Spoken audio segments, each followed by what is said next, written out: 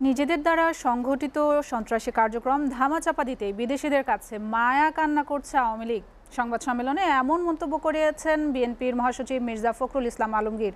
তিনি বলেন, সারা দেশে বিএনপি সহ যাদেরকে গ্রেফতার করা হচ্ছে তারা কেউই শিক্ষার্থীদের কোটা বিরোধী আন্দোলনের সাথে জড়িত নয়। বিএনপি মহাসচিব বলেন, কারফিউ জারির পরেও আন্দোলন শেষ হয়নি, আন্দোলন আরও বেগবান হবে। এবারের আন্দোলন সাধারণ মানুষ নেমে এসেছে। কোটা সংস্কার আন্দোলনের পাশাপাশি সরকারের ব্যর্থতার বিরুদ্ধে জনগণের পুঞ্জীভূত ক্ষোভ প্রকাশ পেয়েছে। সরকার পদত্যাগ করে সুষ্ঠু নির্বাচন দিয়ে রাজনৈতিক সমাধান না করলে এই আন্দোলন শেষ হবে না। তিনি বলেন, সরকার পরিকল্পিতভাবে ইন্টারনেট সংযোগ বিচ্ছিন্ন ও কারফিউ জারির মাধ্যমে দেশের জনগণের সাথে অঘোষিত যুদ্ধ ঘোষণা করেছে। এ সময় ছাত্র হত্যাকারী ও হামলাকারীদের অবিলম্বে আইনের আওতায় আনার দাবি জানান মির্জা ফখরুল।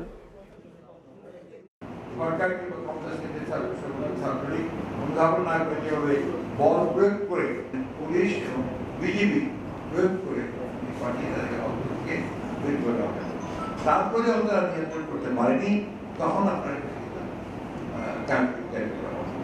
কতজন মারা গেছে, এই আন্দোলনে কতজন শহীদ হয়েছে সেটা হিসাব কিন্তু এখন পর্যন্ত আমরা পাই।